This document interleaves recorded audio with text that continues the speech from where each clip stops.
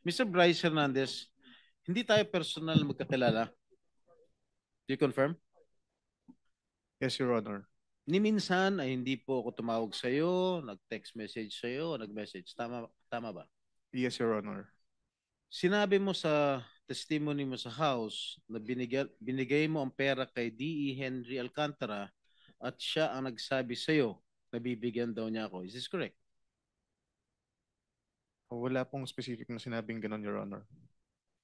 Pagkatapos mo ko dinurog sa house ngayon, wala ka specific na sinabi. Yung dito po Hindi. kay... Pakinggan mo muna ang tanong ko, Mr. Bryce, ha? Sabi mo sa testimony mo sa House of Representatives na binigay mo ang pera kay D.E. Henry Alcantara at siya ang nagsabi sa iyo na bibigyan daw niya ako. Is this correct? Tungkol po dun sa 2025 projects, opo.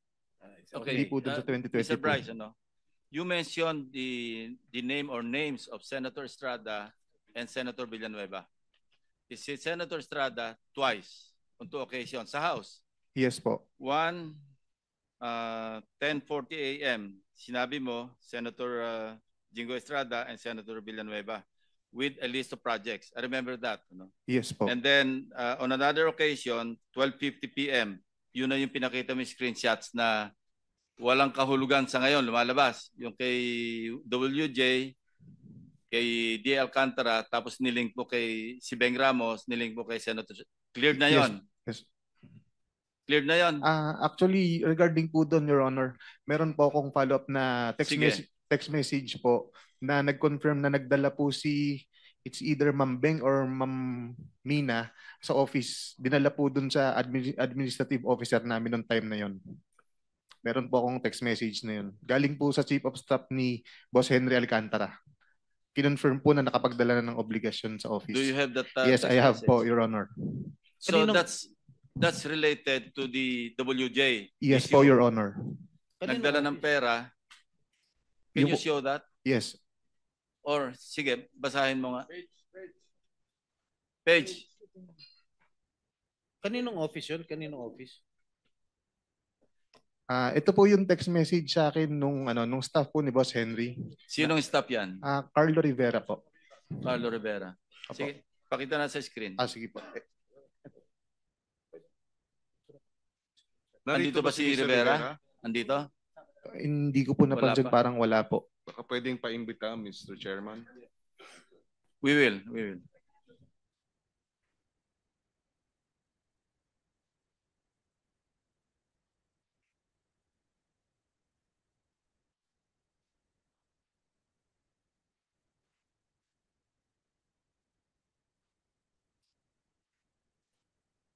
While waiting, yung isa pang pagkabanggit mo sa kanilang dalawa, yung 10:40 a.m. do sa House hearing ng September 9, di ba? September 9. Okay. Sinasabi mo, nagbaba si Senator Estrada ng 355. Yes po, Your Honor. Si Senator Villanueva nagbaba ng 600 million. Yes po, pero hindi po Okay, 2025 yun kay Senator Joel po. Hindi po. Hindi, 600 million sabi mo. Opo, pero Okay, hindi po we siya checked with the 2025. GAA. No? Yung kay Senator Villanueva, in fairness to him, hindi namin makita sa GAA yung mga enumeration mo o yung enumerated list of projects. As para Senator Jinggoy, nakita namin talaga yung 7 items kasi item for item, chinek namin, nagtugma doon sa sinabi mo.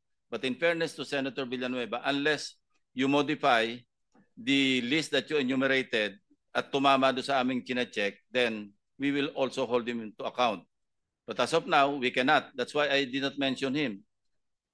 Yung 600 mo, mali mali yung description mo. At wala kami makita. But I want to be truthful, as para Senator Jinggoy, nakita namin yung 355. Now, ibang usapan yon doon sa sinasabi mong 30%. The burden of proof is on you. Kasi sinabi mo, merong 30% si Senator Jinggoy. Yes po. Oh, how will you prove that? Si Boss Henry po actually, babasahin ko na po. Okay na ba yung screenshot niya? Oh, sige. Pakilabas mo muna yung screenshot.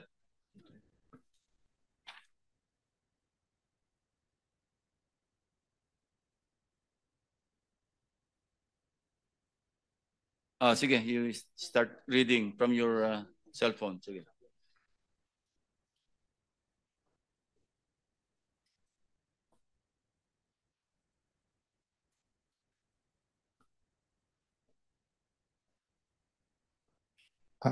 Hindi mabasa yung green, basahin mo na lang dyan. Ito po, ang highlight na lang po natin, Your Honor. December 16, 2022, 11:20 in the morning, nag-message po ang staff sa akin ni Boss Henry, si Engineer Carlo Rivera po. Ito po ang message niya. Boss, good day, M. Nakuha ko na po pala kay AO, which is Administrative Officer, yung pinadala nila Ma'am Beng Ramos. Yun po. Yun. And Opo. then? Wala, iba na po to eh. Ito pala. Good day, may bidding ba tayo? Nagtanong po ako sa kanya. Ang sabi niya po, wala pong bidding today, Monday po ulit bidding natin. Tapos nag-message po siya ulit ng December 16, 2022, 3:26 p.m.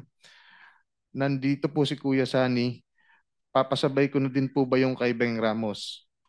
Sabi ko, okay, sige, pakipasabay na.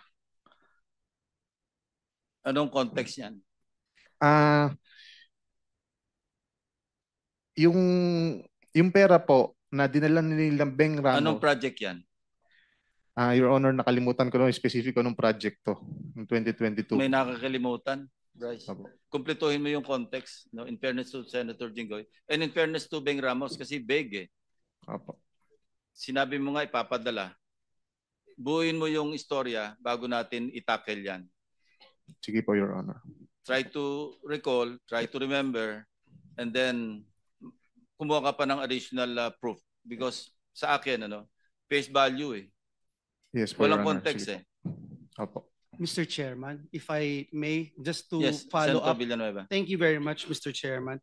Just to follow up on what you mentioned a while ago, Mr. Chairman, and I thank you for walking the extra mile in looking at the particular items that this so-called witness made mention during the House hearings, Mr. Chairman. Meron po ako ditong 2023 GAA, Mr. Chairman. 2023 GAA. Sabi po niya doon sa hearing, Mr. Chairman, nasa GAA daw po. He was under oath when he said it. Binasa ko po lahat to, Mr. Chairman. Actually, nagpunta pa ho ako sa 2024 tsaka 2022. Actually, he mentioned 2023, hindi ba? Opo, tama po kayo, Mr. Chairman. So, mamaya habang break po tayo, at I will not, I wanted to appeal sana to my dear colleagues if I can ask questions dahil grabe ho yung ginawa sa atin. Pero Mr. Meron ka Chairman, naman dito kasi last kang dumating. So you're number 13 after Senator Gatchalian, Senator De La Rosa, and then ikaw na. Opo, So after Mr. lunch, Chairman. after our lunch Yes. break, you can have your time. Mr. Chairman, just to point out, Senator, go pa Mr. pala. Chairman, just to point out po, Mr. Chairman, few seconds lang. Mr. Chairman, ito yung 2023.